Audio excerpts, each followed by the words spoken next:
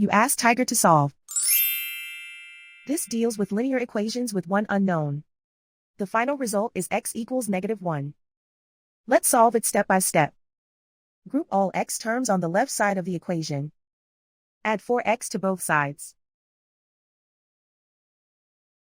Group like terms. Simplify the arithmetic. Group like terms. Simplify the arithmetic. Group all constants on the right side of the equation. Subtract 6 from both sides. Simplify the arithmetic.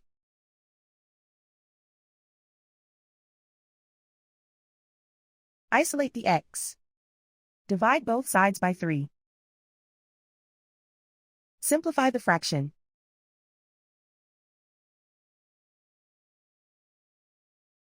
And so the final result is x equals -1.